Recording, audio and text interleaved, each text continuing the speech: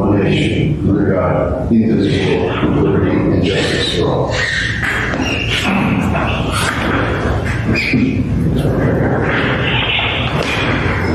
This meeting is now called to order in line with the Borough of Seabright's long-standing policy of open government and in compliance with the Open Public Meetings Act. I wish to advise you that the 48-hour notice requirement for this meeting has been met. A copy of the agenda was sent to the Asbury Park Press and other local newspapers on March 8, 2022, and posted on the bulletin board in the Borough office. This meeting is open to the public. Roll call. Council members Bieber. Birdsall. Here. Booker. Here. Catalano.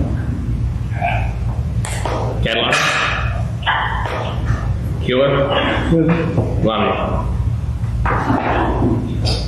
John? I see him. All right. We see John. John can hear us, so John Lamia is here. And of course, Mayor Kelly's here. All right, first up. Hey, Gary, Sam. Hey, Sam. Yeah, we got you. All right, Sam. All right, first up, we'll go with remarks from the audience. If there's anybody online or in person who wants to be heard, you have 3 minutes to address the governing body. Just please state your name and your address. The floor is yours.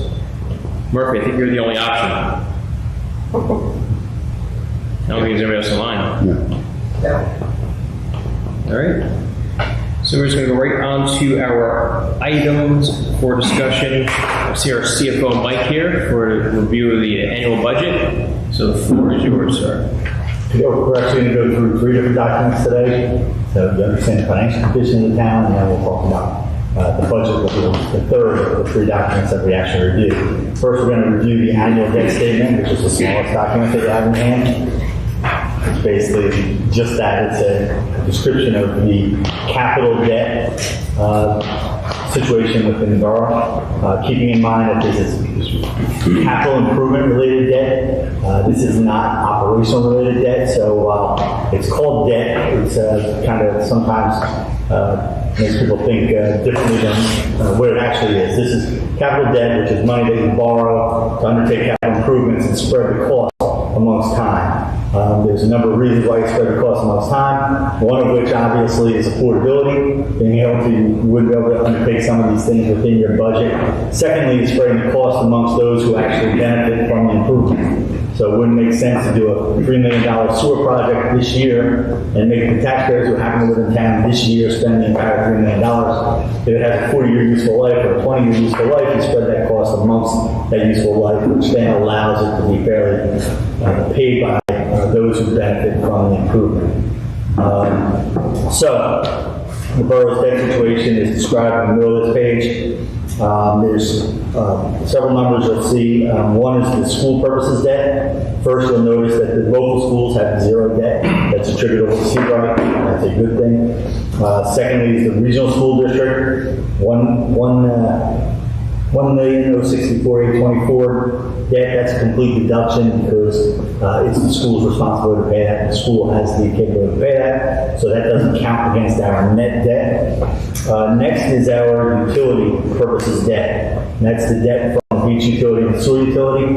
That too is a deduction. I'll explain that as we go forward because both utilities are self-liquidating. Self-liquidating basically means that they raise enough money to cover all of their expenses, so they don't have to be supported by the taxpayers' money. They're supported by ratepayer and utility payer money, or user fees. And the last line is the $8,493,000, which is the general debt, which is the taxpayer's debt. A deduction of $196,000, which is related specifically to money we have on hand to pay a portion of that debt. So the total debt is $8,297,000. That's the total net debt for the town. You carry that down and you look at the bottom right corner of that front sheet, 0.895%. That is our net debt percentage. So how that relates to you is basically it's a ratio comparing your debt to the overall assessed value, equalized assessed value of the town. And you have, you're permitted, I hate to talk about this because everybody thinks they have so much space, you're permitted to go to 3.5%. Before you have to go to the local finance board to request approval to issue new debt. You're not an urban municipality that needs to be anywhere near that number. We're a small town. 0.895% is a very good number. Anything below 1% is really in line with our policy for where we'd like to be with debt. So we're in a good range. We knew that we would be a little higher now than we had been for some time as a result of the larger projects that we have undertaken in the last few years since Sandy. Now you'll be paying down that debt over time, so this number should come down a little bit. Another thing that helped drive this number down a little bit is the increase in value of property over these past 2 or 3 years. Go to sheet 4, and I'm not going to go over this in detail. That's just a calculation showing that the sewer utility fund is self-liquidating, and as a result of it being self-liquidating, 100% of the sewer-related debt, which is $679,000, 100% of that debt is a deduction, so it doesn't count against the borough's debt. And then next, the borough's net debt. Then next is page 5. Page 5 is the same calculation for the beach utility. Beach utility has more debt, mostly related to just buildings. $2,575,230, but again, the entire amount is a deduction against our net debt because the beach utility is self-liquidating. And as you continue on, page 9, you'll see the borough has $5,215,000 in outstanding long-term serial bonds. So that is debt that has been issued, basically, in a long-term manner. Excuse me. That was sheet 9. That was page 6. I'm sorry. Yeah, I didn't see that number. Page 6. Tucking my glasses on. I can't see stuff close up now. Getting old. Now that I'm 30. On page 7, you'll see 2 things. You'll see the bond anticipation notes that are issued now, which total $1,719,000, and then you'll see the bond anticipation notes that are authorized but not yet issued. And usually that's related to projects that were didn't cost as much to complete, and you have some small balances and things of that nature, or they're newer projects where we just have not yet issued the debt because the project hasn't started, or it started since our last debt issuance. We will convert some of this. We'll be doing 2 things this year. In the budget, we'll be paying down some of these notes. We'll be making principal payments, get rid of some of these notes. At the same time, you'll be converting some of these to long-term debt this year.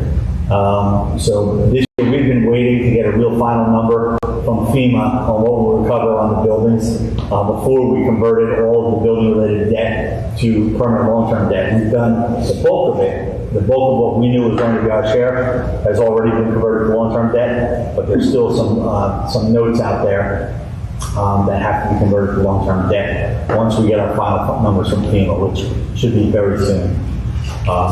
It's still a good time to issue debt for a municipality. We're still in a good situation. The only situation we'll really have is whether we want to issue debt on our own and do that soon, or whether we want to wait until December and do it with the Monmouth County Improvement Authority and share the cost of the debt issuance with others who participate in that program. We'll have to talk about that a little bit with our financial advisor, see what they think about what's going to happen with the market, considering what's happening with the economy. That's pretty much it with the debt statement. Any questions about the debt situation with the borough? That was the quick one. Next document we're going to go through is the one that says annual financial statement for the year 2021. Which one? Annual financial statement for the year 2021.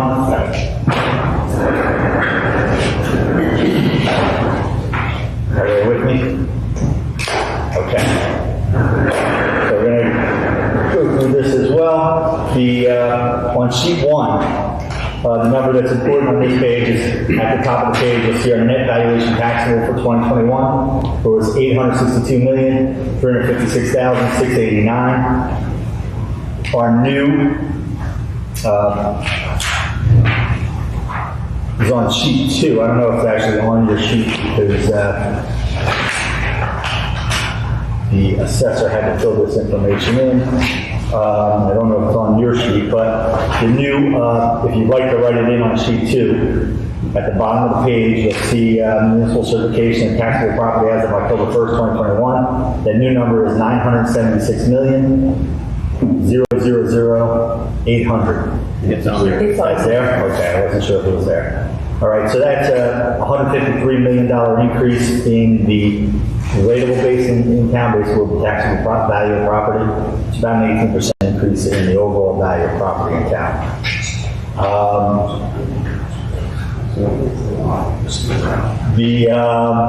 So what that basically means is if your property value increased by 18% or less, you'll be in a good position with this budget. If your property value increased more than 18%, you might feel a little bit more of pain.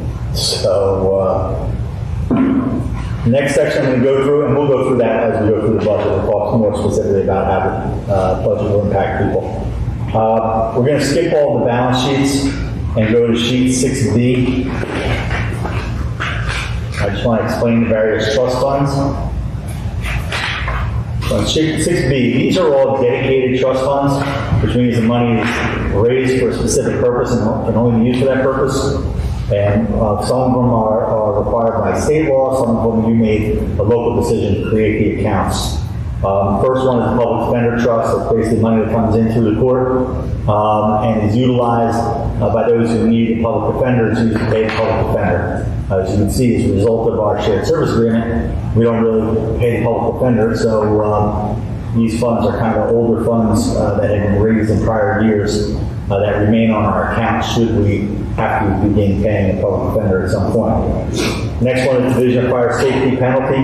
That's money that comes in through fines that are related to fire safety. That money can only be used for the fire safety program. So if Tommy Hagee has needs, it can be charged there. The next one is the Parking Offenses Adjudication Act. Again, that's fines. Comes through the court. It's an extra fee on parking fines. And then the money can be used to run specific court sessions to address parking offenses. So if they have to have a special court session just to get a bunch of parking-related tickets resolved, then the cost of that court session can be charged here. Cash performance bonds are bonds posted by developers in general, so that's not money that's available to you. Recreation Trust Fund, that's money that's raised through various recreation programs and then can be used to pay for recreation programs or recreation-related needs. Next is the Public Library Trust. Obviously, you had a couple of good donations there, so you have that money. Again, that's donations to the public library, can only be utilized to support the public library. Next, We'll have this recording for the library. The next one is accumulated absence. This is really, we're going to build this up, it's a reserve we're going to build up a little bit over the course of the next year or two, and basically establish a reserve so when you do have retirements and you have mandatory accumulated leave payments, that rather than having to accommodate them in the annual budget, especially when you have more than one person leave at the same time, or when you have large payments, payouts. At times, what we'll do is, if we have to manage it through the budget, we'll either budget extra money and then you have to raise taxes, or what we'll do is delay the hiring of a replacement and hope that will cover the cost. This way, you don't really have that. It puts you in a stronger financial situation. You can charge the charge to the accumulated absence leave. So we'll try to build that up so that's funded. That also looks good for us. When Moody's and Standard & Poor's and others are evaluating our financial condition. If we have reserves to offset known liabilities like accumulated leave, we know that we have employees who are building up accumulated leaves, even though they're capped. We know that exists. It's good that we have reserves to offset that. So that's what that is for. The next one is very similar. It's a snowstorm trust. It's really a storm trust. Every time there's a storm, whether it's a snowstorm or nor'easter or something along that line, the state generally gives us permission to use this trust fund to offset costs for storm-related activities. So we have a blizzard come through and our budget can't handle the blizzard, we can charge the extra cost to the storm trust. Again, it's a good thing to build a trust so that when we are impacted by storms, it doesn't cripple our budget. Otherwise, if you have a budget adopted, you have a March storm or something along that line, or you have a late November, December storm, you don't have the ability to amend the budget or review the budget prior, you end up having to either have an emergency appropriation and raise all that money in the subsequent year, or you have to transfer money from all the other budget accounts. This allows us to manage our budget a little bit better. Escrow for police employment, this is off-duty employment of police officers. This is the money that is paid by contractors that police officers work their road jobs and security assignments, and then the money is paid out to the officers. There's a fee also that comes to the borough on top of that, so that all runs through this trust fund. Police donations are donations that anybody makes to the police department, obvious, and can be utilized for police-related activities and equipment. Beach donations, basically the same thing. Mayor ceremony donations, so this is basically the money that comes in, the mayor performs mayor ceremonies, and can be used for whatever it is that the council decides they want to cover with that fund. Beautification fund, everybody aware of what this fund is for, really. It's, I know there's a substantial balance there now. I know we've been drawing down over the last few years, but we used to budget a lot more in the budget to cover beautification costs. We've been able to cover that through this donations fund for some time.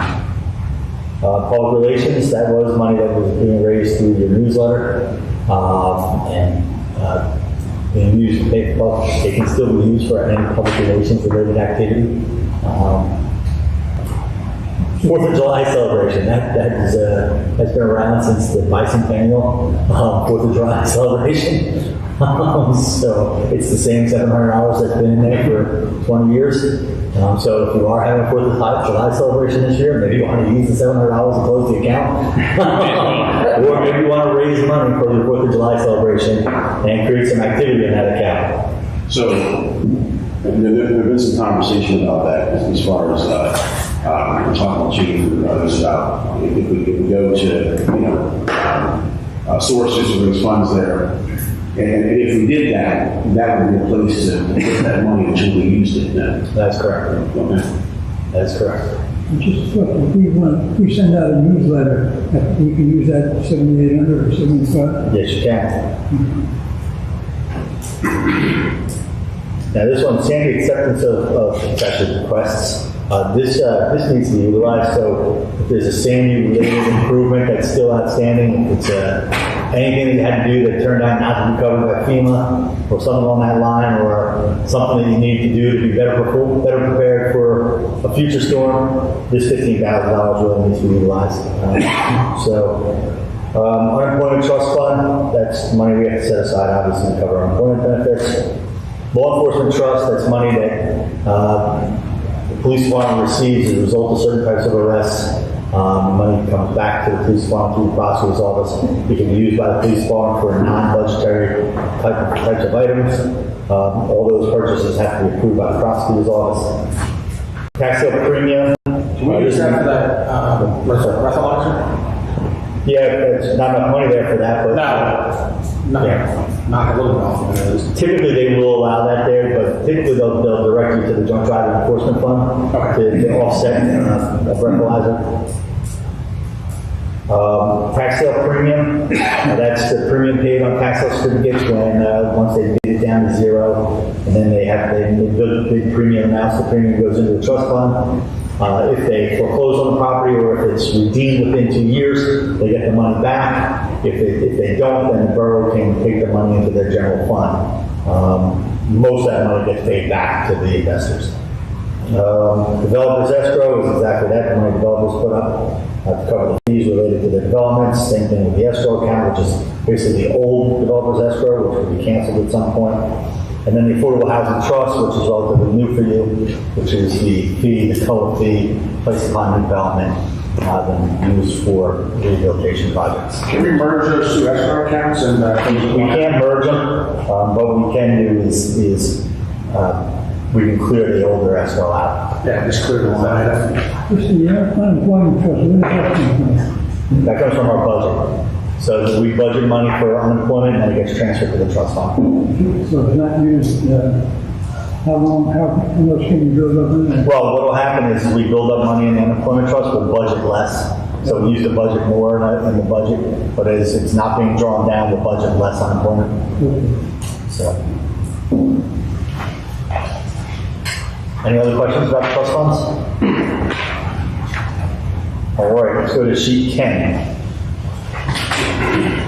This is no big deal, sheet 10, but this is federal and state grants receivable. This is just as of December 31st. This is grant funds that were due to us. We have received the $36,000, so that's no longer receivable. The two smaller ones are going to have to be canceled because I don't believe we're going to receive any additional money from the DEP for the bulkhead project. And I believe that we're not going to receive the 67 cents from the Drunk Driving Enforcement Fund. That's been outstanding for some time. So we'll have to deal with that. No, on the bulkhead line, is that, I'm just curious as far as process, why the small outstanding balance? So typically what happens is we most likely spend, they provided us 97,000, up to 97,000. We most likely spent 94,000 and change. So they're not going to pay us what we didn't spend. Right. So we'll have to cancel that. Okay. Could we spend it on a current? No, you can't spend anything new on that, not on that program. Like, there are different types of grants where you can spend the balance, but not on that one. We go to sheet 11.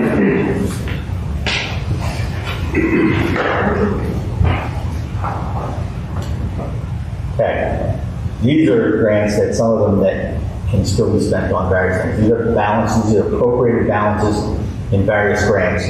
So the first one, DEP Public Access Grant, you recall that was a grant that was funding received for somebody who developed a property and had to provide money to the DEP. The DEP provided us to create public access to the waterfront. So that can still be utilized for those types of improvements, public access improvements.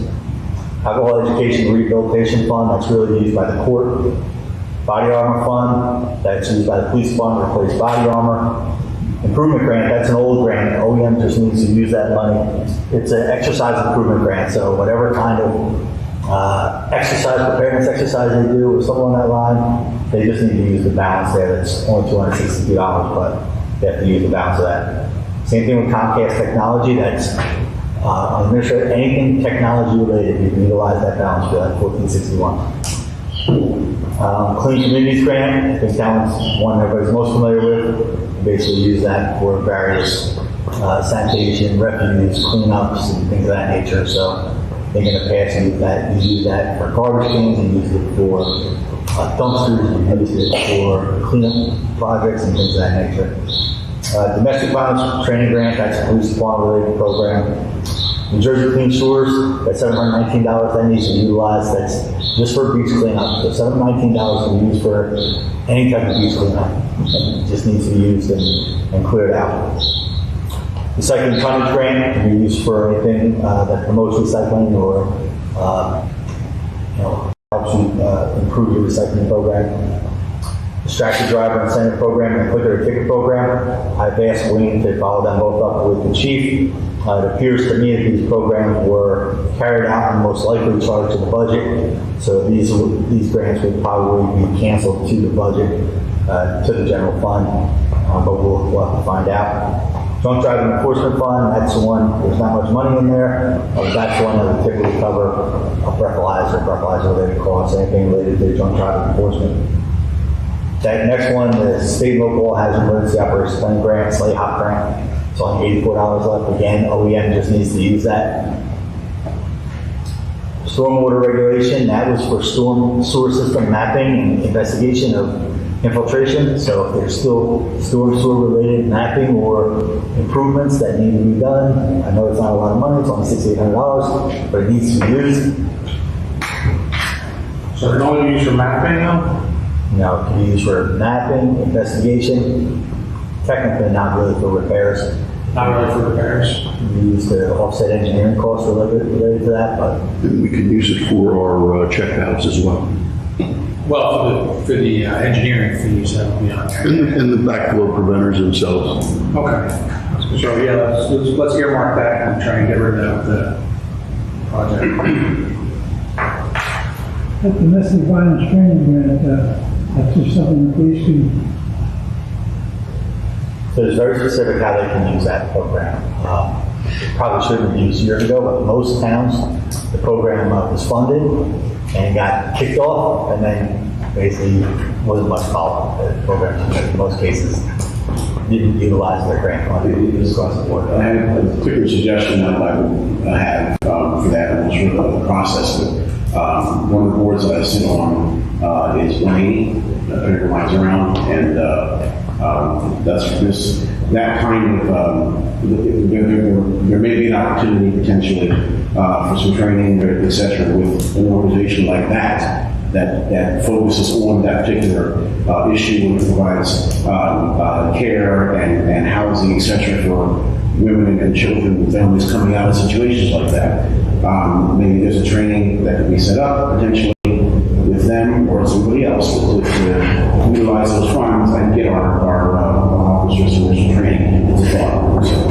So they were the general partner for most municipalities in Monmouth County, and they provided training not just to the officers, but to citizens who volunteered. That's what this was about. It was about getting citizens to volunteer to assist in domestic violence calls, recovery from domestic violence calls, stuff like that. So they're very familiar with the program. Yeah, no, they're excellent. So we can talk to the chief. Can you earmark that New Jersey Commissioners too for the future? And then see if there's any organization in Let's put town. that line in. Does that have to be somebody in town? You just have to tell your Just volunteers accept our or calls. Let's look it out and or apply provide for future. services. Future, Right. because you- They don't have to live in the city, right? Joe, I don't know if we could have a follow-up conversation about, like I said, apparently 180 was the partner for most of the towns. Maybe there's a conversation to be had for that. I'm sure that Brett would be familiar with that. Is the Chiefs Association is very involved in this program, so you should be able to reach out to Chiefs Association at 180.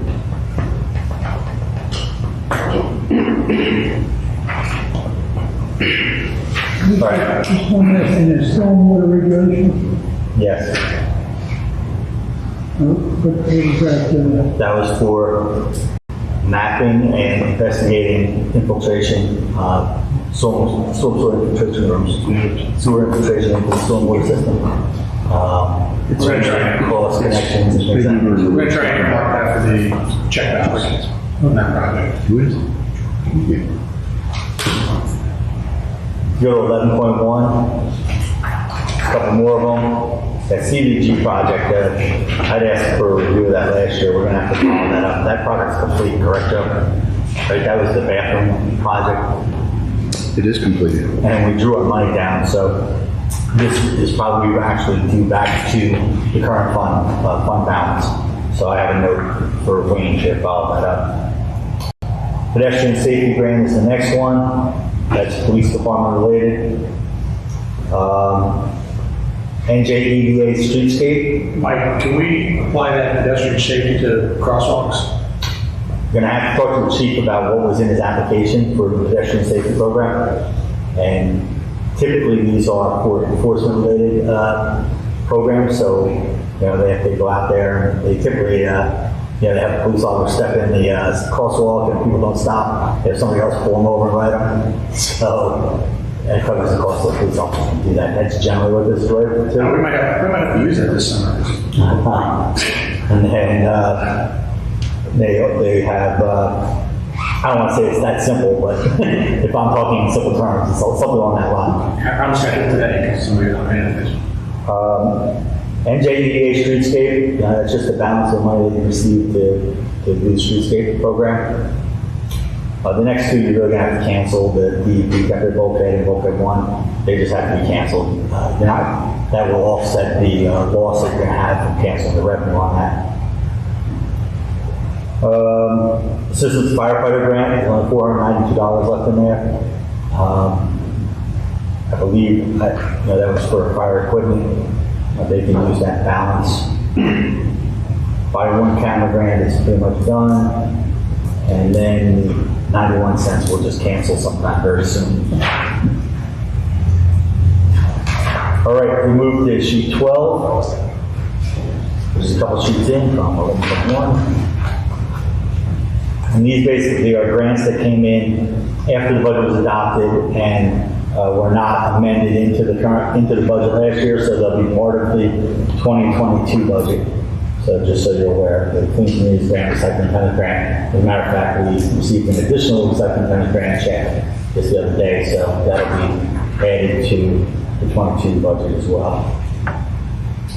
Go to sheet 13, local school district tax. And then I'm just going to bring your attention to one number because it's always something that I just want you to be aware of as you're going through. I know you're having these conversations ongoing about consolidating school districts, and the one hurdle you'll have, although it's not insurmountable, it's certainly something that's been factored into the conversation all along, is the deferred school tax.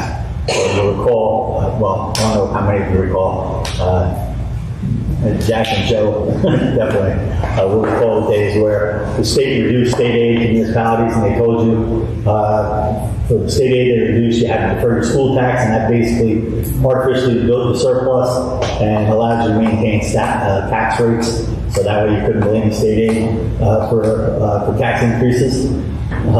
So they used to force you to do that. There was a period of time where I believe it was 4 consecutive years they had you do that if you wanted to be eligible for certain state aid programs. So Seabright at the time was one of those towns who needed assistance, so we did undertake the school tax deferral. We have not done that in over 20 years. If I say over 25 years, we haven't had to defer school taxes.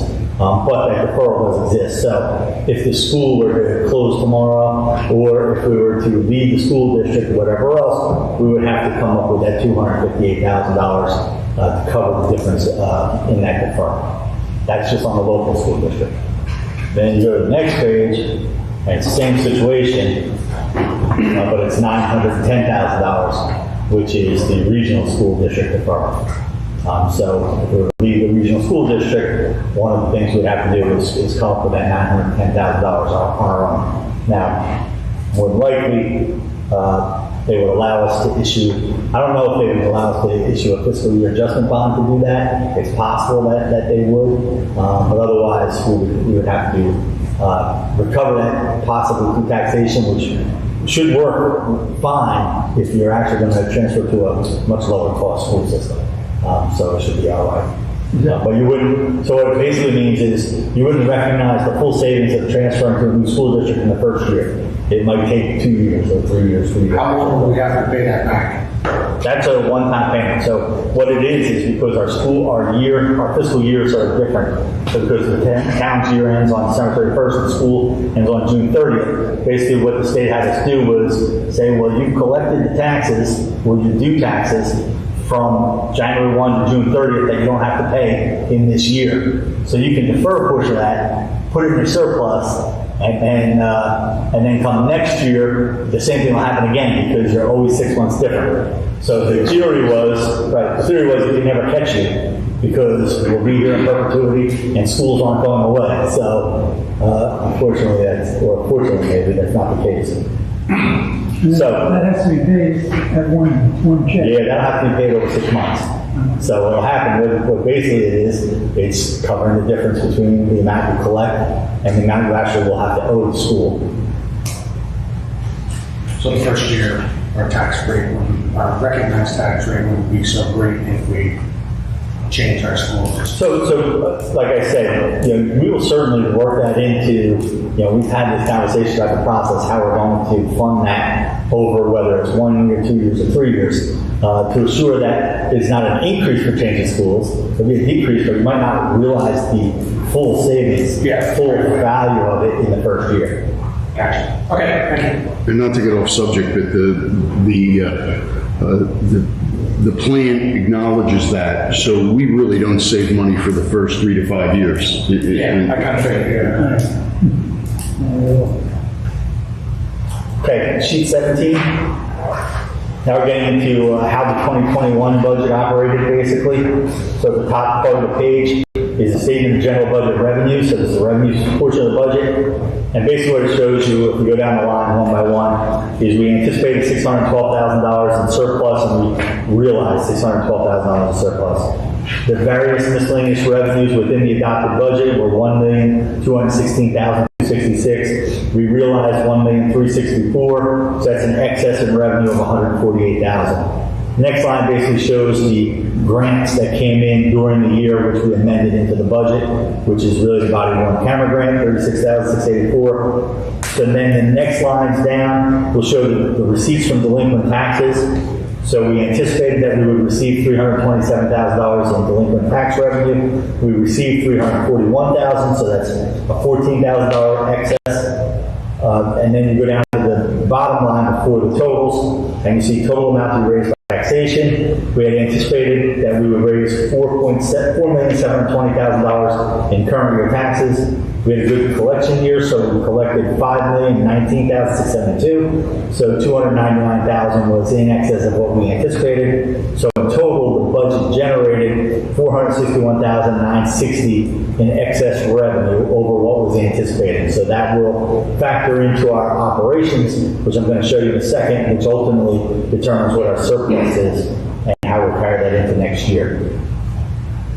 The next chart, allocation of current tax collections, just a breakdown of where the taxes go. So $931,797 went to the local school district, $2,576,442 went to the regional school district, $2,507,000 plus $17,000, so $2,725,000 basically went to county taxes, and $5,019,000 went to support our municipal budget, which included the $400,000 reserve fund collected. So really, $400,000 less than that to support the budget. The next section is, if you go to sheet 18, and we'll talk about the appropriation side of the budget. We just talked about the revenue side, and I talked about the appropriation side. Total appropriations of the budget at adoption was $6,875,597.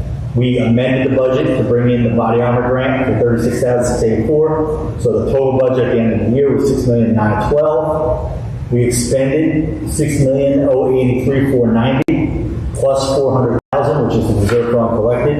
So the reserve was $424,557. And the way the reserve works is that reserve balance is used to pay 2021 bills that were not encumbered that come in after the first of the year. So typically they're legal and engineering type bills. Everything else is typically encumbered. So that's already counted as expended for the year.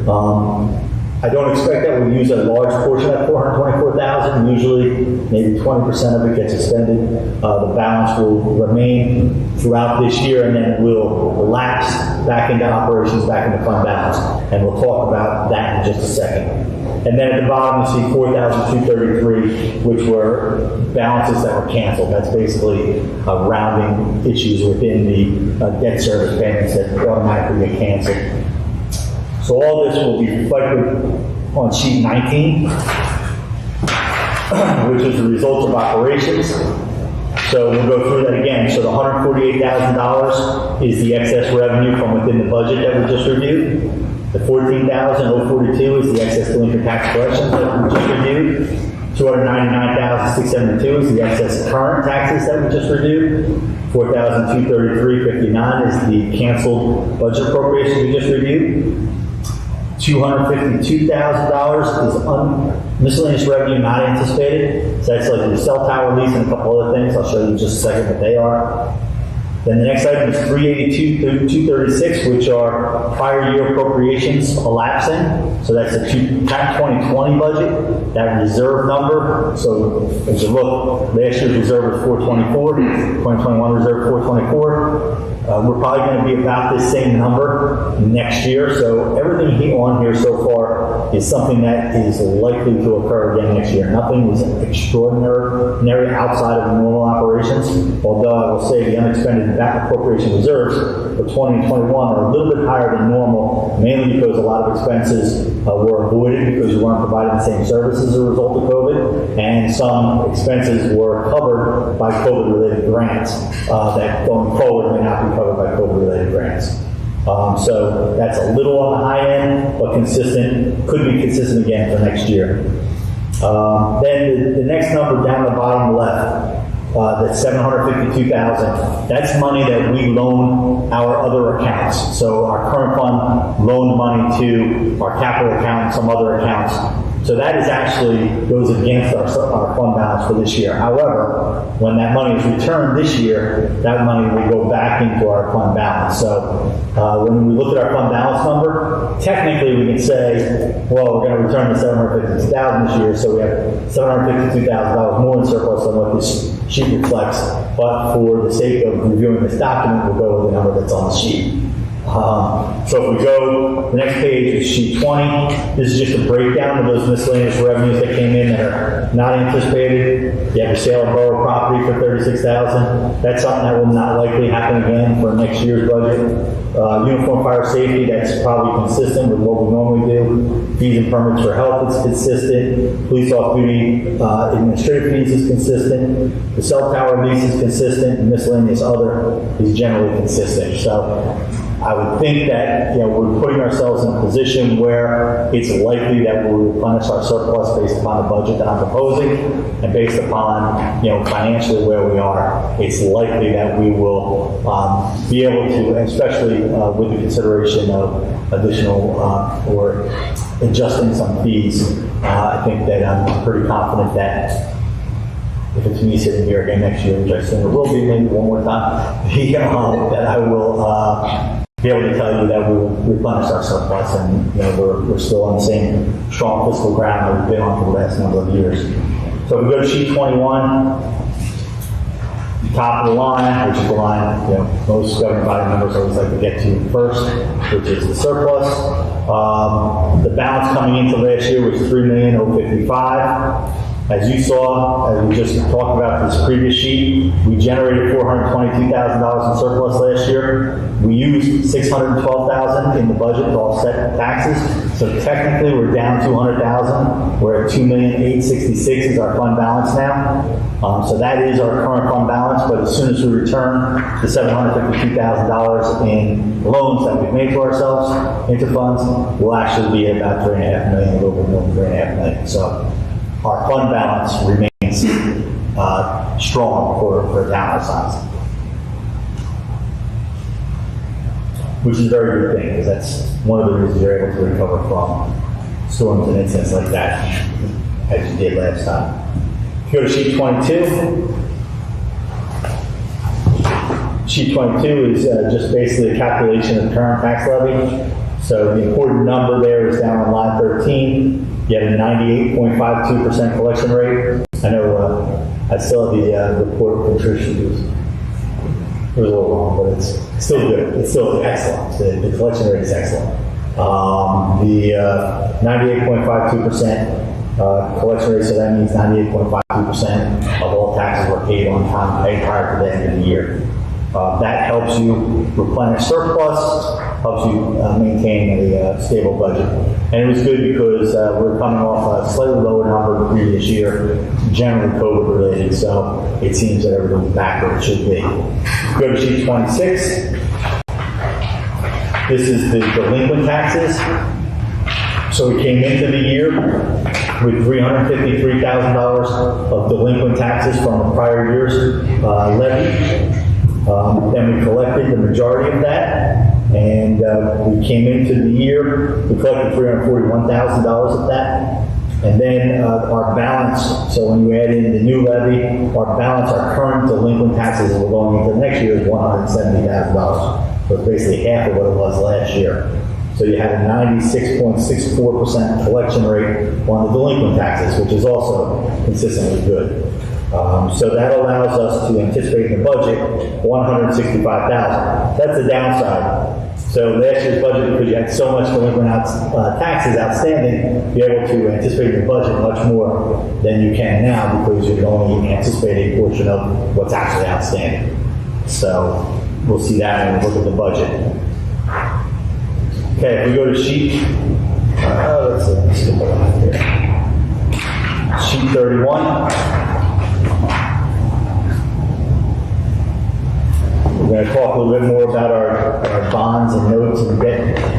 So this is just a calculation showing, and I know we looked at a little bit of this in our debt statement, but we came into the year with $5,570,000 in outstanding general debt. We paid down $355,000 in principal, so we ended the year with $5,215,000 in bonded debt. We're going to make a principal payment of $370,000 this year and an interest payment of $201,462.50. If you go forward from there, we can go to sheet 33.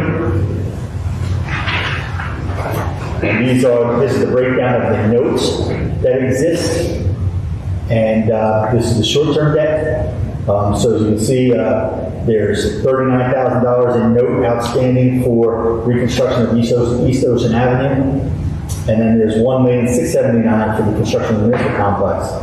The $39,579, we're going to pay that down completely in this year's budget. So we'll pay off that note. We're going to pay a portion of the $1,679,000 in this year's budget, a small portion. Once we finalize what the amount is that we're receiving from FEMA, we'll deduct that from this note, and then the balance of that note will be funded long term. So you can see that we still get a very attractive interest rate on our short-term debt. There's a 0.32% interest. We all would like to be able to borrow at that rate, but we can't. In addition to the principal payments I spoke of, we're paying $5,500 in interest within the budget this year. Now if we go to sheet 35, these are the improvement authorizations that are on the books approved, which can still be utilized for the purposes, for the stated purposes. We can't come up with new purposes to spend them, although we can cancel them and reappropriate them in some cases. I'm going to just try to hit the larger ones rather than going through every single one, because the very small ones we're going to cancel. So anything under $1,000 or so, we're just going to cancel, and that'll go to general capital surplus, and then that'll be used to pay the debt on the debt service that exists for these. One is sand replenishment, $544,000 for sand replenishment. That's money we set aside years ago in anticipation of having to pay a significant portion of the sand replenishment. It's nice to have that in reserve, basically. So that's basically sitting there in reserve for the next sand replenishment project. We'll be able to cover that without having to issue new debt. All I can use is 544. The entire amount can be used. It will be used, as you know. The number will be more than that. So That's good. Then we have that there. yes, that's been there for years. The downtown infrastructure improvement project, that can be used for storm sewer projects anywhere in downtown. So that could be your answer for some of the things that you've been talking about with downtown. $115,000. Any of your storm sewer related projects. That's what it did. DIIP, I'm sorry, I'm calling it by what it is. Downtown Infrastructure Improvement Program. It's DIP. The 0720 DIP. So that money can be used for any stormwater project in the downtown improvement area. That's a big number. It is. It was a very large number when we undertook it. I believe that was the $1 million grant that we had received. Can we use that for bulkheads? Say again? Can we use that for bulkheads too? If it's protecting downtown, you can. Because we have three bulkheads. You could make that case, I mean, of course it affects the downtown indirectly and some directly, so. I just suggest this, that you read the ordinance and before you decide how you want to use it. And make sure that how you're planning to use it is in line with, the authorized expenses. Sounds good. Yeah. Everybody's. Right between that one and 4 lines down, we got $140,000 there. That is correct. And we can use our bulkheads. Well, if we can, I don't know if there's just, for you to look at, just to make sure that we don't run afoul of the existing ordinances. If we have resources allocated, we have this issue that we have to deal with, especially our own bulkheads. Yeah, we could, well, I mean, typically the bond council makes a call on that, but we can certainly take a look. I think it's good. Yeah, generally, once you read it, the way we write the ordinances are pretty plain and clear. We do give ourselves some latitude for related projects. So in general, we'll be able to review that, but you're right, the bond council, if it's something we need to true clarification, bond council interpret it for you. And then there's always the opportunity to amend that at times. You can always amend the ordinance if bond council feels it's a like improvement with a useful like. So don't get too excited, because in some cases, we'll just have to cancel the ordinance altogether, let it go to surplus, and then reappropriate through surplus. That's always another process that we can do. And actually, maybe one of the cleaner things that you can do is go through and cancel a lot of this old ordinances, even the larger balances, like canceling all the funded portion. The funded portion will all go to fund balance, the unfunded portion will just be canceled, and it will relieve you from having to issue debt. And then you can use that funded portion from capital surplus for a new ordinance, basically setting your own parameters for how you want to utilize it. So if I was going to recommend to you, if we were having a general capital discussion right now, I would suggest that you go through and cancel almost all of these ordinances that are from 2018 and prior, and unless it's an ongoing actual project, and then discuss reappropriating that from capital surplus, and then that would also relieve you from having to issue another $2,500,000 in debt. Is the first number the year that it was issued? First number, in most cases, is the year that it was issued. Some clerks in the past used to make that number second. So it really threw you off. Yeah, ordinance 0205, and I have no idea when it was. Maybe it's an item for follow-up, and see, get an idea of what we can and can't do, and then give Mike's advice here. If there's a better way, to do this, we should probably look at that. Yeah, we got a decent amount of money in there that we can utilize. Yeah, And we can also clean up this chart. Sure, we're going to have justify, get a finance committee going, or whatever else we do that, we review that, and then come back with a recommendation. Thank you. All right, so we'll skip through a lot of these older ones. Now that we have an idea how we want to move forward, on sheet 35.1, there's some of the newer projects with the balances available to carry them out. So my assumption is most of them are either ongoing or recently completed. Jeff, on that last year, if we can do enough, if we can get enough of that, we might be able to get that whole barn for DPW. It's worth discussion. We'll look at that. They've been asking us for that for 3-4 years now, so. So I do have the list of capital improvements that were requested this year in the budget process, and that is one of them. As a matter of fact, when we go through the budget, you'll see in the back of the budget, which we won't go through in detail, but I'll point you to it today, is the various capital ideas, things that have been recommended through the capital request system. So certainly, if you want, prior to our finance committee meeting, if the governing body wants to shoot their recommendations over to Joe or Jeff or whomever for what they feel the priorities are, then when we have a conversation, we can talk about how we make that happen. That's actually helpful. I mean, if individuals, you guys don't want to hear, but if individuals have things that they want to see addressed, that they want to see if we can fund it, et cetera, send them over to allow us to look at it and come back with recommendations based on what we find. So. All right, sheet 36. The general capital fund. This is a capital improvement fund. So basically what this is utilized for is the 5% down payment required on bond ordinances. So if you pass a bond order, a new bond ordinance for $100,000, you need to come up with $5,000 in cash. This is basically where the cash comes from. So you came into the year with $181,000. We moved $100,000 over from the budget. We utilized $8,000 for the fire ordinance and $6,250 for the viewing platform ordinance. So we ended the year with $266,781. We'll be moving another $100,000 there this year. It's good to build this reserve up for future needs. Also helps strengthen your overall balance sheet. Go to sheet 38. This is what I was just talking about. This is the capital surplus. So any of the funded ordinances that you cancel, the funded portion will come here in capital surplus, unless you choose another option is to put it in reserve for debt service to pay down the debt.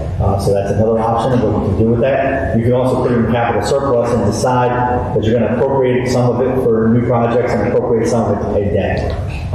So those recommendations, those conversations will occur in our finance committee meeting. But you see we have $85,000 in there right now.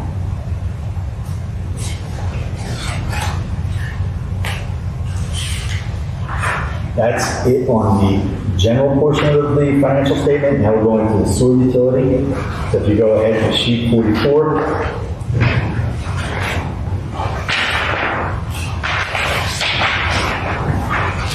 On the top of the page is the budget revenues for the sewer utility.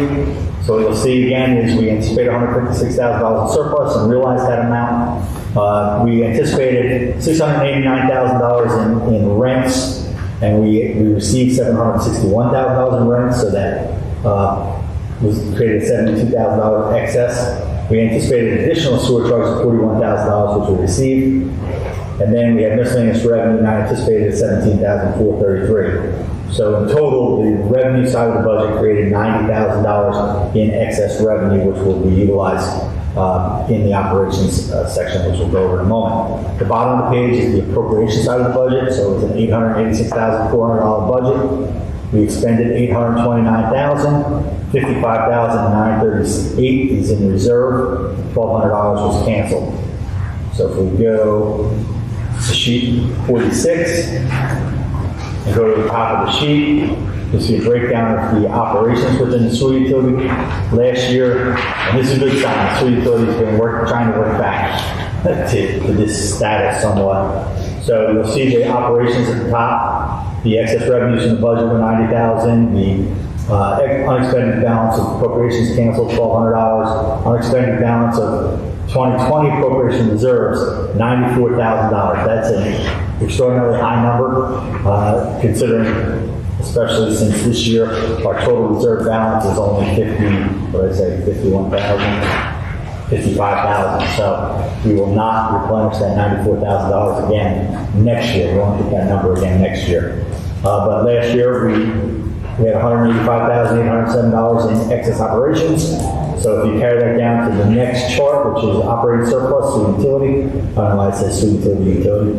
But the balance coming into the year is $167,000. The excess in operations from last year, $185,000. We utilized $156,400 in the budget, so we came out up about $30,000 at $197,186.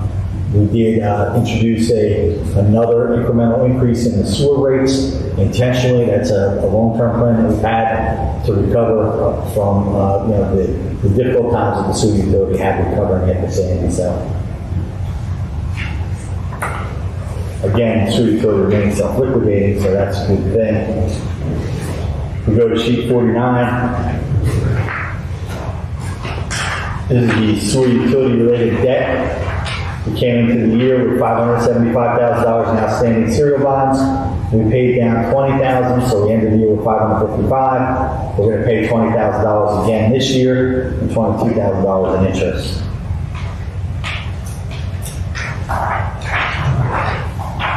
Go to sheet 52.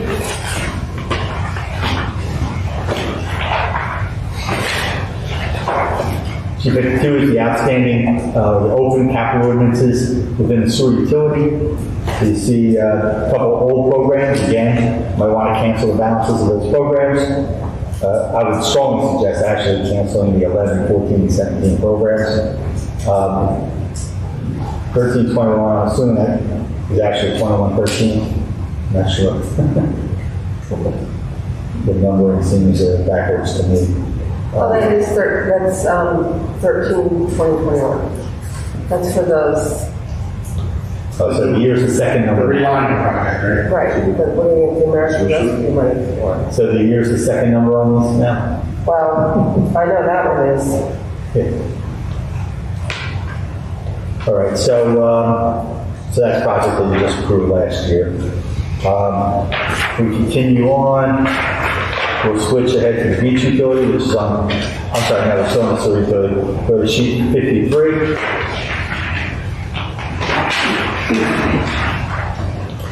The scheduled capital improvement fund, again, is the down payment money for sewer capital ordinances. There's $148,000 coming into the year. We utilized $7,000, so we have $141,000 coming into the year. Last year, the sewer budget was too tight to send additional money over here. This year's sewer budget, we do anticipate depositing additional money in the capital improvement fund. Next item is, we'll go to the beach utility. So go to the next sheet 44. Yeah, I didn't call for the numbering system. I think I said that every year for the last 15 years. I have nothing to do with numbering system. So sheet 44 at the top, the beach utility, again, beach utility budget 2021. And this is the revenue side of the budget, so we anticipate $408,000 of surplus, and we realized that. We anticipated $600,000 in beach fees. We actually took in $804,000 in beach fees, so that's a $204,000 excess. We took in $50,000 in miscellaneous revenue. We took in, we had contracts with, I believe it was Edgewater and Highlands, $103,000 that we anticipated in the budget. We took in $143,000. So I believe we picked up a third contract after the budget. Surfrider. Surfrider, there you go. So the excess revenue there was $40,700. So in total, we realized $295,000 in excess revenue on the revenue side of the budget. The bottom of the page is the appropriation side of the budget, so it was a $1,111,000 budget. We expended $1,053,000, so we have $42,000 in reserve, and we canceled $15,000 of it. So if we go to sheet 46, at the top of the page, you'll see the overall operations, which reflects the $295,000 in excess budget revenues, the $15,000 in canceled appropriations, $37,000 in canceled appropriation reserves, which is consistent. It looks like they do about the same this year. And then the next sheet, so it's a total of $348,000 of excess operating surplus. But we know we used a little bit more than that in the budget. So we started the year with $1,231,000 in beach surplus.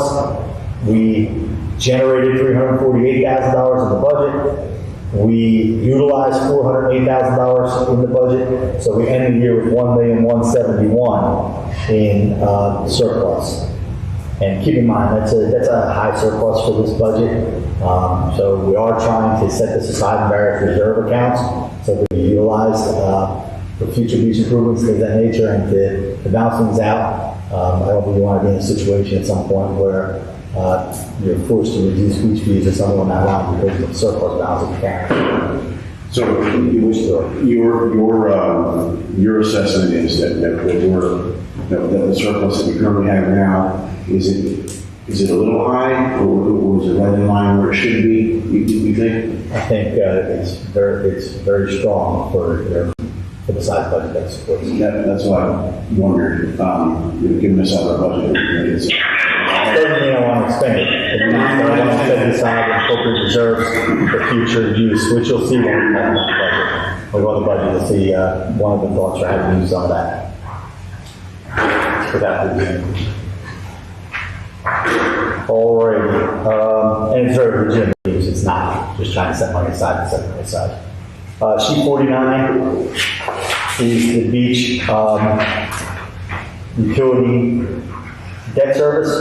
You see the serial bonds, we started the year with $2,460,000. We paid $85,000 down, so we ended the year with $2,375,000. We're going to pay another $85,000 in principal this year and $92,000 in interest. And one of the ways we can utilize some portion of that fund balance is to create a reserve for debt service, because you are going to issue more beach debt. So this will allow you to help pay down this debt from that balance without affecting the fees going forward. We go to sheet 50, and you'll see in there, that's our short-term note, $70,300. That's the only note each utility has now. I'm proposing in the budget paying down $20,300 of that. I may opt, as we're having this conversation, as I'm thinking out loud, we may opt to pay that entire note off instead of rolling it over. But right now I have $20,300 paying down on that note in the budget. Sheet 52. You'll note here that we also, in 2012, set aside money for sand replenishment. The good thing is we did not issue debt related to that. Well, we didn't issue all the debt related to that, but my suggestion is that we cancel the debt that's authorized on that. Similar to what we're talking about doing with the other capital funds, is some of these older ordinances, is cleaning them out, going to capital surplus, reappropriating them as necessary, and reducing some of the debt that needs to be issued within that utility. Well, we may have some sand replenishment debt coming up soon.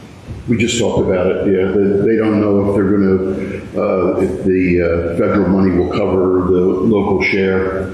They're gonna do from Sandy Hook to Barnegat, and they're surveying right now. So we'll see if, they said there could be a forgiveness of the municipal share because of where the money's coming from, for resiliency. Very good. So you recommending Canceling some of the older stuff and reappropriating it. I would cancel, for the sand replenishment, I would keep the 227,000 that's funded. I would leave that there. I would cancel the portion that's unfunded. So I would just reduce the amount of debt that has to be issued. Yeah, I really, given the strength of the overall utility, then if there are ways we don't necessarily need to issue debt, people to do that. So. And there's sheet page 53. 53 is the capital improvement fund. Again, this is the money that's used for 5% down payment. Can also be used to fully fund smaller improvements as you need to. So came into the year with $346,485. We transferred $30,000 from the budget in. We didn't use any, so we have $376,000 in the capital improvement fund. And I could have no problem building that fund a little bit larger so you fill that up with by appropriating it through the budget. So we use the surplus to offset the appropriation in the budget and then move it into the capital improvement fund. Any questions about the financial statement? The budget will go way faster, I promise. Probably have you out of here by 9 o'clock.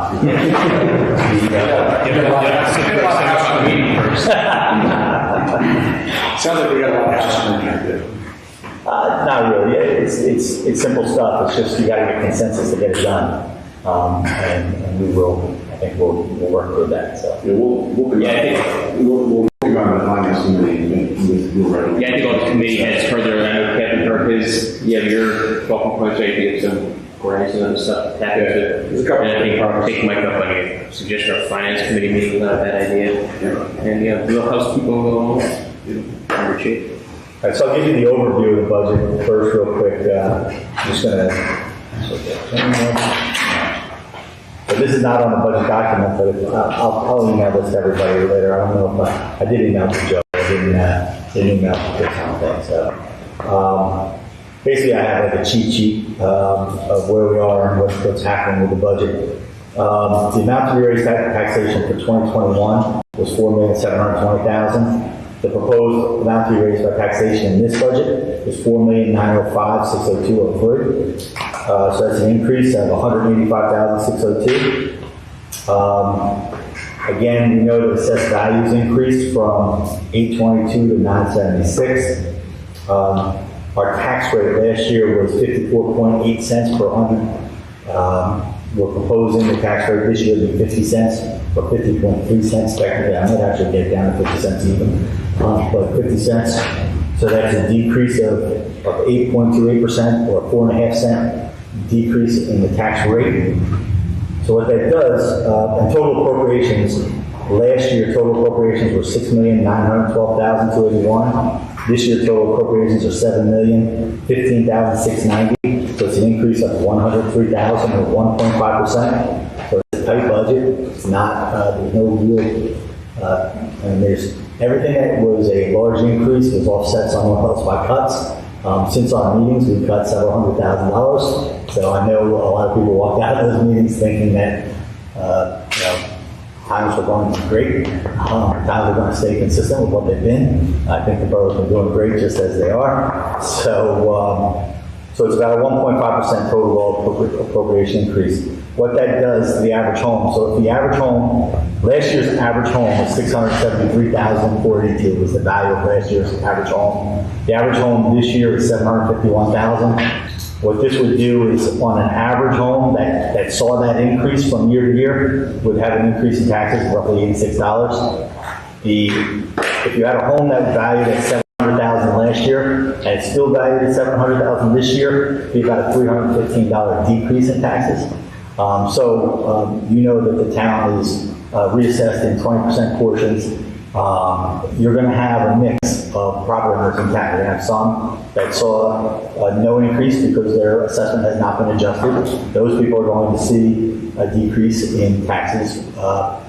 You're going to have those who increased less than 18% or less than 10% or whatever else, who will all see a decrease in taxes. Then you'll have those who are maybe increased in value by 10 to 18%. They'll be closer to a very small increase in taxes. Those who increase more than 18% will see a proportionally larger increase in taxes. So overall, I think the budget is very strong. I think the tax rate is very reasonable. I think it's actually a very good budget. The way it's proposed right now, but I'll go through it in general with you. Quick, and just to make sure I have the, on the municipal tax rate decrease, what is the percentage decrease? Not the actual rate, but the percentage decrease? 8.28%.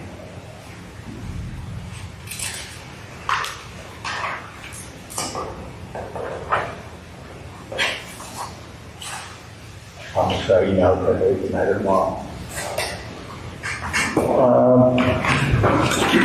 Just I don't know, can you show me your budget document so I can see which sheet it started with? All right, sheet A. Okay. Very good. Very good.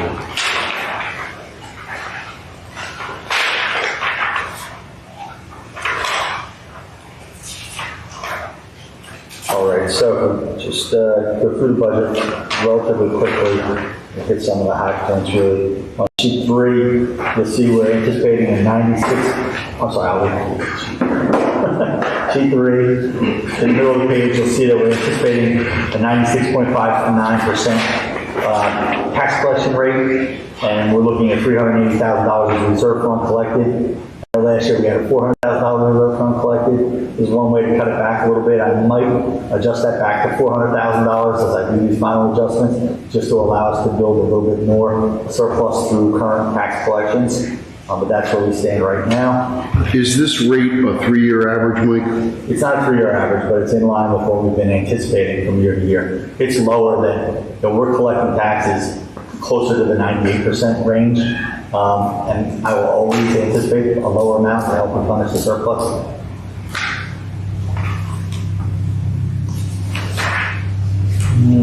So if you go to sheet 3B. So 3B is the cap calculation. And this is the operations within cap. You'll see that we're within cap, and we use a small portion of our cap bank. We use $5,000 of our cap bank. We have a very significant cap bank, but this budget is is brought in within caps.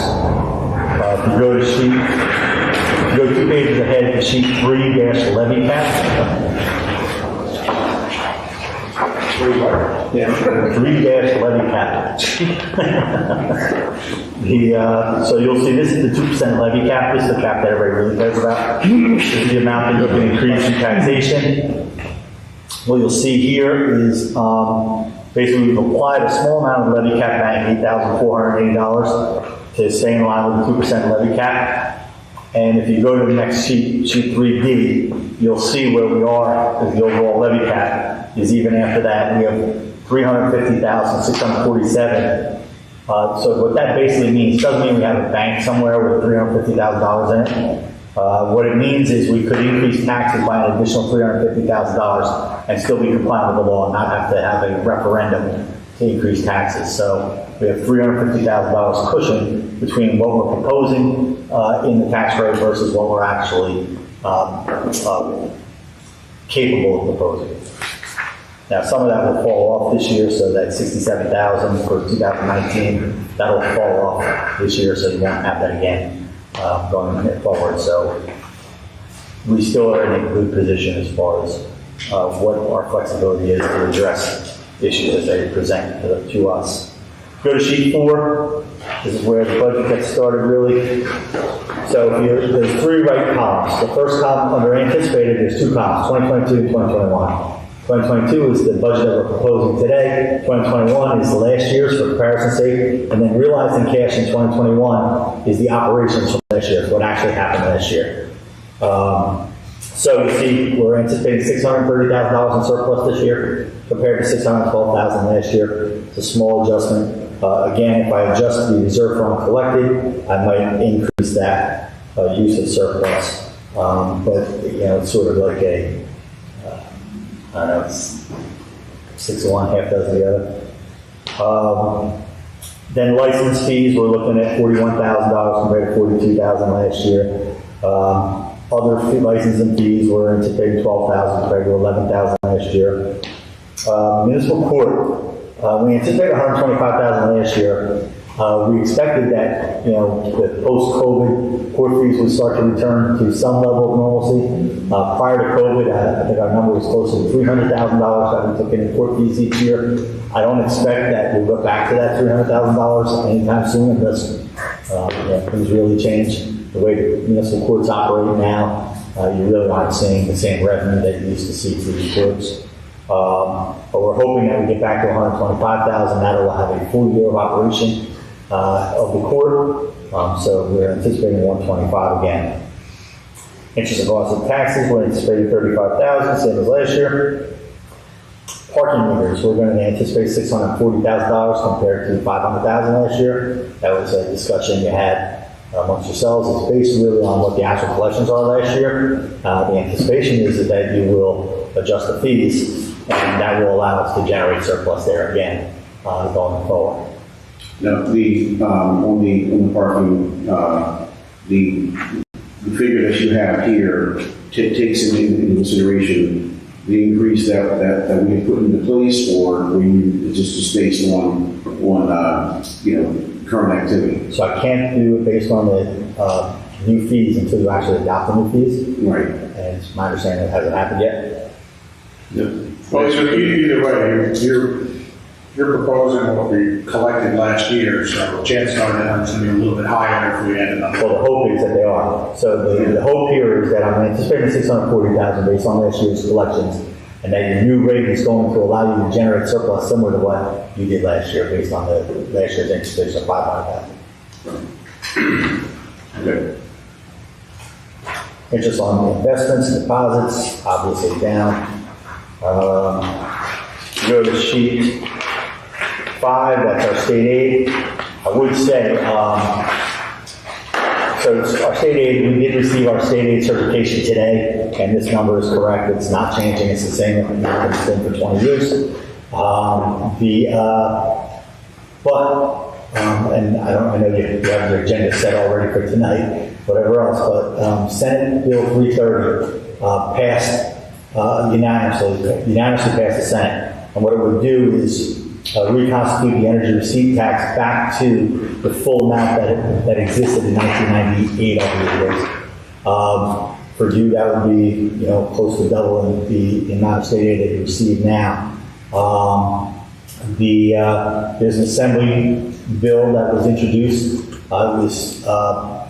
I believe it was sent to the Senate Assembly Appropriation Committee back in January. It was sent after the Senate bill passed the Senate unanimously the other day. It was passed back on March 7th, back to the Assembly Committee to review that again. It's a bipartisan bill in the Assembly with somewhere in the range of 20 sponsors. My understanding is that their plan is to wait for most budgets to be adopted to then authorize the state aid, because then their intent will be to make us amend our budgets to reduce the state aid and give the state credit for the reduction in taxes. So we'll try to keep that in mind as we are preparing this budget. We'll try to keep that in mind, and I would strongly suggest that you use your political contacts to urge them to move that forward, and in a more timely manner waiting for our budgets to be adopted to pass that. What's the bill number again? So it's S330, and I believe the Assembly companion was A1021. Might be right. I'm sure if you look up S330, you'll see what the comparable bill is, or the partner bill is.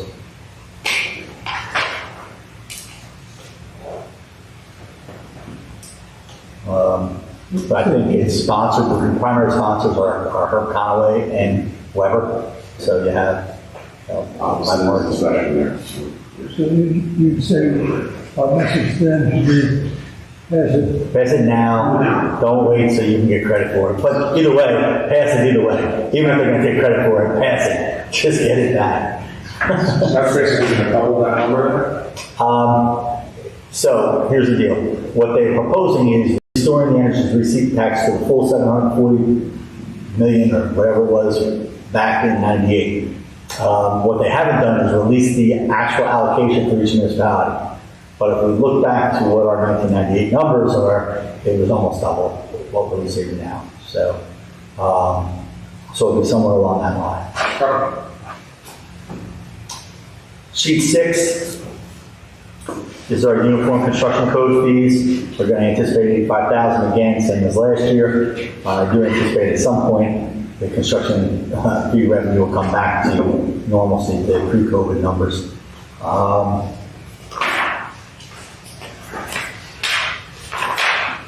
You go to sheet 9. There's basically the grants that we're aware of at this point being appropriated. So you have the recycling tonnage grant, drunk driving enforcement fund, and clean communities grants. As other grants come in, if I'm made aware of them prior to budget introduction, I'll amend them in. If I'm made aware of them after budget introduction, we'll just wait for the budget to be adopted, and then we'll amend them in by chapter 159. Because I hate doing budget amendments. Although something tells me that if this bill passes, we'll be doing a budget amendment. So. what sheet is that on? Sorry. That was sheet 9. Okay. Now, if you go to sheet 10, these are revenues that are not offset by appropriations. Cable franchise fee, which is stopped its old skyrocketing numbers, coming back to reality as everybody goes to Netflix. And then you have general capital reserve for debt service, so that's money that we're pulling out of those numbers that we just reviewed in the financial statement to pay down those notes. That $165,000 we use to pay down the various notes, and you'll see them in just a minute. Matter of fact, I might change that now based on our discussion. I'm not using to pay the notes. I believe in here I was using it to fund all those old ordinances, but we're not going to do that, and I'll change that before we go to introduction. Sheet 11 is the breakdown, it's a summary basically of all the revenue side of the budget. So if you look at sheet 11, our total revenues are $1,316,000, our regular budgetary revenues. The amount, the next one is the amount of, receipts from delinquent taxes. So you'll see there, we can only anticipate $165,000 compared to $327,000 last year. So our total revenues within the budget are $2,111,000 compared to $2,192,000 last year, so about $80,000 down. So the amount to be raised by taxation is $4,910,602.03, which I'll try to round off before adoption, and then and our total budget is $7,022,000 compared to $6,912,000 last year. If you go to sheet 12. Basically, we're not going to go through all of these individually, but basically, if you go through the budget, everything's pretty consistent with what it's been, pretty consistent with the conversations that we had during the budget preparation discussion. What I will do is, as soon as we actually have an introduced budget, as soon as that happens, I will send you the detail sheets that show you all the various line items within each budget, how we decided to fund them. If you want to talk about notable items, the computerized data processing number is up a bit. That's because we're really taking the computerized data processing budget that was in various budgets and put them into one line rather than having police pay for theirs and administration pay for theirs and everybody pay for theirs. So we consolidated that into one line. Let's see. Go through sheet 14, you see some small increases in the various insurance coverages. That's consistent with what we're seeing. State health benefits had a bit of an increase. The joint insurance funds had a bit of an increase. Let's see, parking, other expenses within the parking program. One of the offsets to the increase in revenue for the parking program is the increased cost of the parking program. It'll increase our costs. One of the most significant portions is the credit card processing. So any additional money you take in, the credit card company gets their part. So that will increase our budget. But also it's the fees related to maintaining everything that has to do with the parking program is now within the parking program budget. So that reflects what it costs to operate the program.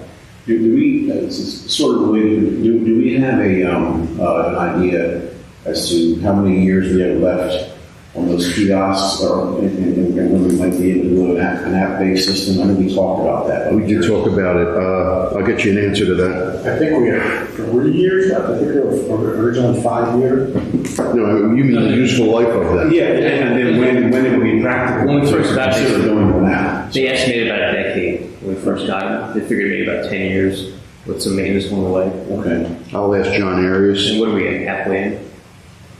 Because I'm wondering, what it might look like, and it's not now, but in the next few years, what it might look like to transition away from kiosks if their maintenance or whatever begins to eat into, our profit or whatever, or our margin. So I'll get you an answer on that. Equipment-wise, then you're going to have to put your license plate readers on the police cars and on the various things that go through and software you monitor which vehicles are parked in the trunk. because there are a lot of ways to do it. Have you got any feedback on maintenance on that stuff for the police car? Well, license plate readers, they certainly come down in price from when they were first issued, because now there's some competition in that market, but there's also a great demand for them, so their prices aren't dropping that much. Well, there's still a couple $1,000s per car. So, and then you have the software, that reads it and feeds it back to the app. So, you're talking $1,000 per car. So, depending on how many cars you're going to have, provide the capability to manage the parking. I thought we already had those license plates. No. I thought we were testing them out 5, 6 years ago. No, but I can remember, Councilman. I remember some rumblings about it at that point.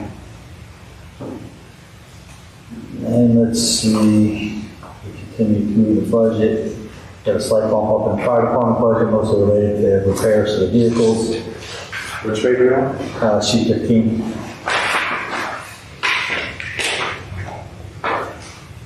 You have a slight bump up in street and road salary wages. I think it was about filling the position that had been part-time or something on that line. We actually bring fire hydrants. Yeah, we have to pay the water company for the fire hydrants. Yep. Get you for everything. Buildings grounds OEs increased as a result of some of the contracts for cleaning.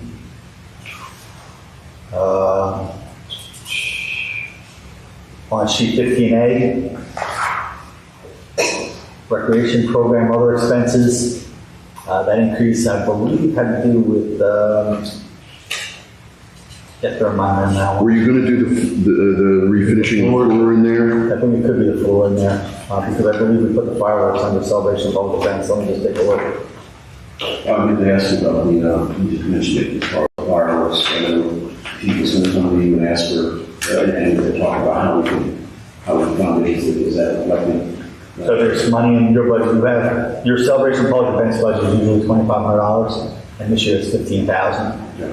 So that should offset your share of any fireworks costs.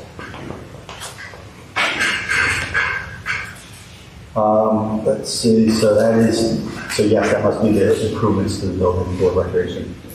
One thing I go back and take a look at, it's on page 15B, is gasoline budget. With the prices skyrocketing that they are, I might have to adjust that a bit. If I do, now I'm going to try to keep the tax rate close to what we're discussing today, but I might have to make some minor adjustments between now and Monday. Although the adjustments will occur tonight or tomorrow morning. because I have to get everything really to the auditor's hands, and to Chrissy, really tomorrow, by the end of the day tomorrow, so you have everything until Monday. All right, When you say Monday, what's Monday? like Monday is your budget We have introduction. a special meeting at 8:30 for the budget introduction. Why didn't you have that written down? I'll prepare a summary for That's just whatever. phone in there. You can do it any way you want. I'll come here in case anybody wants to come. I mean, from the public, but What time is that Monday? 8:30 a.m. So if you go to sheet 17.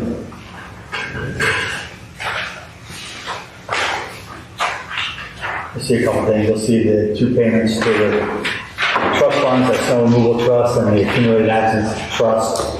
And then you'll also see the celebration of all events, $15,000, correct, $2,500 typically. I may adjust those 2 trust funds downward a little bit and move it to gasoline. So. Go to sheet, let's see, 19. Sheet 19 is all the statutory expenditures, public employees retirement system, so that's $111,800. That's for, I don't know, about 25 pro employees plus all the retirees.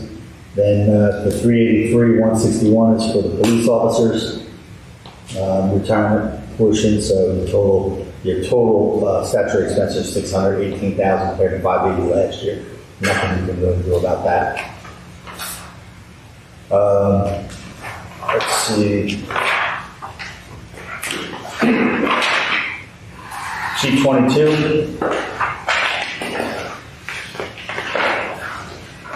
These are all your shared service agreements. So you have Ocean Court Municipal Court, the use of the vehicle from Ocean Township, the flood warning system from the county, the dispatch agreement with Monmouth County, the fiscal officer agreement. Now, only a portion of, and Chris and Joe, this is so you're aware, he's budgeted here in sewer and in beach. So I didn't put the full amount in the budget. So while I know the agreement is for $40-some thousand, $22,000 of it is here. So just so everybody knows that, when we go back and talk to Chrissy and Wayne doesn't think I gave him a pay cut. Mod 4 system with the county, the floodplain management program with the county, and the street sweeping with Highlands, which you recently approved. If I want to net out the 15,000 from what they pay us for our lifeguarding and maintenance, can that be done? So you can give them a credit on their payment. I see what you're trying to say about removing it from here. Well, they pay us, they pay us $40,000 for the lifeguards, and we're gonna pay them $15,000 for the street sweeping. But, I'll talk to Joe about that. yeah, kind of, it's one X out the other. Okay? Okay.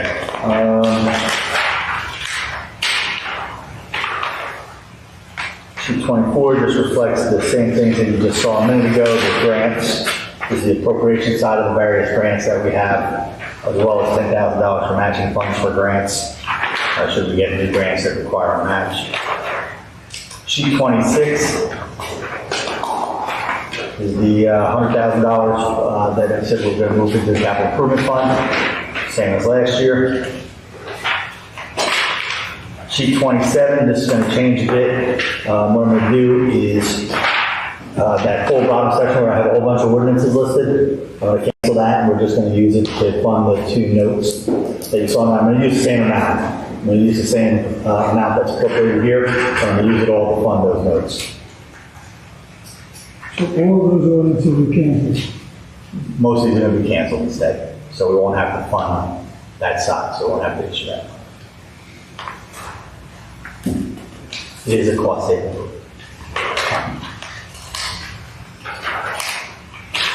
All right, and then that pretty much covers the general budget. You go to sheet 31, is the sewer budget. We're looking at using $145,000 in surplus. $700,000 is our anticipated rents. So the total budget is $845,300. We go to sheet 32, you'll see a significant change here. Two Waters, Water Reclamation has advised us that our bill is going to be substantially lower this year than it has been. However, that is not a long-term situation. It is because of the way they've structured their debt, where we're not going to have significant payment this year, but we'll go back to we'll basically end up back where we are next year. Have we gotten into the funding for that Two River project? A revamp project yet? So, I mean, we're prepared for that. I believe we have had some capital conversations for that. That's when we're splitting with Rumson, 50-51. No. This is the one, Jack, you reported on that a year or two ago. You went over to Two Rivers for their, that big project that they're gonna do. It's like a $30 million project. Oh, yeah, so this is related to that. So they expect to be paying the debt service for that next year. So that's why we have the savings this year, and next year that comes back online. Give you a little reprieve before they kick you in the teeth. Take a deep breath. But we're going to use this to try to strengthen the sewer utility because, as I said before, the sewer utility has been in recovery for the last couple of years. We're on target where we anticipated to be based on the moves that we made, but this will certainly help us in that recovery. Also, we'll see a little bit of a reprieve there, it's just deal with the stormwater drains and stuff like that. So what you'll see is on sheet 32B, is two things. We're going to put $100,000 in the capital improvement fund. So that gives us an ability to do that. We won't have to put a number like that again in the utility capital improvement fund next year. When the rate comes back up, we'll already have probably an appropriate level of capital improvement fund to carry us forward. We're also putting the capital outlay in that was really anticipated for a number of the smaller capital improvements that Dave presented to us during the budget meetings. So there was some spare phones and things like that that can be charged to that. So those are some of the things that we're talking about doing with the sewer utility, with the savings there. We go to the next sheet, 31. This is the beach utility budget. We're anticipating $459,000 in surplus and $653,000 in beach fees and $104,000. I just need the breakdown of that, if we can, between Highlands, Edgewater, and whatever the other contracts were. Yep. Actually, you know what? I don't need it. I'm just going to do it as a one-line contract, $104,000. And if you get new contracts during the year, we'll just add it all to that line. So we'll leave it the way I have it. So the total budget is $1,216,800. If you go to the next page, you'll see the OE side of their budget is increased a significant amount, and that's really related to the cleaning services being contracted out rather than being handled by, I think it was Public Works and some of the other staff here. The salary and wage line didn't really drop much because they had a conversation about the rates that they need to pay the lifeguards and gate attendants to be able to maintain staffing.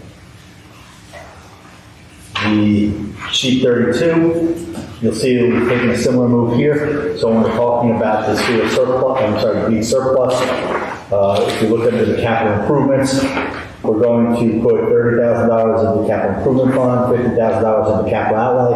And we're going to put an additional $100,000 in the sand replenishment fund or reserve for sand replenishment. But we may choose that, maybe make more sense to put that just into the capital improvement fund instead of sand replenishment, considering we have about $700,000 in sand replenishment, $800,000 in sand replenishment fund set aside already. So I might just move that into the capital improvement fund instead. And actually what I will do is use part of that to pay the rest of that note. Remember I said I was going to pay $20,300 down on the $70,000 $300 note. I'll just pay the whole $70,300 down from there instead. I think that's a good idea. We don't have to carry, as low as the interest rate is, the interest, why pay it? We have it. Correct. Cash. All right. Then, as I said to you earlier, if you skip through the budget, go back to sheet 40B. This is a capital plan. You are not by any means obligated to do everything in this capital plan. This is really based on the input received from you and from the department heads as we went through the capital plan. These are the things that seem most likely to be needed. If you see the project number alongside of the project number, it's really based upon the year that it was either perceived to be done or the year we intend to do it. So some of those older ones, you see 2010, 2011, 13, some of those are monies we set aside in prior years that are still on the books, and that we just reviewed them when we went through the capital ordinances. So some of them show, so it says amount reserved in prior years, that means we already have money set aside for that. Then you see the other ones that have how we're going to fund it as it goes across. If I were you, I would look at those items that are in the 2021, 2022, and 2023 categories, and see if that, if any of those are items that you want to utilize or discuss as part of that capital planning meeting that we talked about. You can just basically use that to help yourself make those determinations. And as you go through the rest of that capital section, it just breaks it down in all different ways, breaks it down by year, breaks it down by funding source and everything else on that line. But that is just a plan. That is not the budget document. Everything up to sheet 39 is real. Everything after sheet 39 is up to you. Going forward, it requires a separate action. Everything after sheet 40 requires either a bond ordinance or a capital ordinance or something on that line to appropriate. Any questions on the budget? Anything, any direction? Are we good with ending up with the rate roughly of what we presented here now? And if so, I'll go through and make those minor adjustments and try to stay on target with what we discussed today. As I recall, I think last year, the cut in the municipal tax rate was about 4% change right now, so we're about 8% and change. I think that's a nice number. It depends on the whole story, which I understand, but that's nothing to be to be ashamed of, and that's a credit to previous councils and your work throughout the years to position us to really do what we're doing. So I think this is very good work. I think. But as we talk about, we'll go back to committee and talk about where we can clean some things up a little bit and make it a little more efficient in how we handle it. So we can take that conversation. And Mike and I spoke several occasions about this. We don't really know what the new normal is, Jack. You and I spoke about that.